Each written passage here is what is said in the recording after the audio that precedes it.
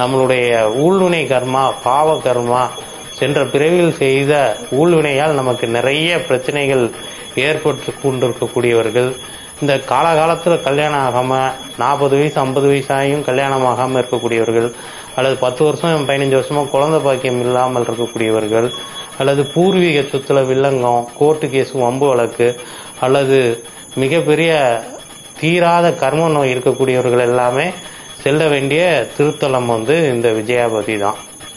இன்னொரு விஷயம், வெற்றிக்கு விஜயாபதின்னு சொல்லுவாங்க. விஜய ஜெய அப்படின்னா வெற்றின்னு அர்த்தம், பதினா குடியிருக்கும் இடம் அப்படின்னு கூட சொல்லலாம். அதனால வெற்றி குடியிருக்கும் இடமானதாக அது கருதப்படுகிறது. அந்த கோவில்ல பௌர்ணமி அன்னைக்கு ஒரு நாள் இரவு தங்கி விஸ்வாமுத்தருடைய 27 அபிஷேகம் அங்க பண்றாங்க. அங்க போய் நீங்க தங்கி அந்த மண்ணுல போய் உட்கார்ந்தா என்ன பொருள் நீங்க இழந்தாலும் அது திரும்ப கிடைச்சிடும். அதோடைய பேட்டர்ன் வரலாறு, அதோட லோகோவே இதுதான். இழந்ததை மீட்டு தரும் விஸ்வாமுத்தர். இது பல்லாயிரம் வருஷமா இந்த கோவில் மறைஞ்சே கிடக்குது, யாருக்குமே தெரியல. கடலோர பகுதியில ஒரு தீப்பெட்டியும் கூட அந்த ஊர்ல நீங்க வாங்க முடியாது. எங்க அந்த கோயிலுக்குள்ள கடையே கிடையாதுங்க. ஊருக்கு வரணும்னாலும் ஒரு 1/2 கிலோமீட்டர் தள்ளி வரணும். மாலை பூக்கடை எதுவுமே இல்லை, நீங்க ஏதாவது ப்ரிப்பேர் பண்ணி வாங்கிக்கணும்.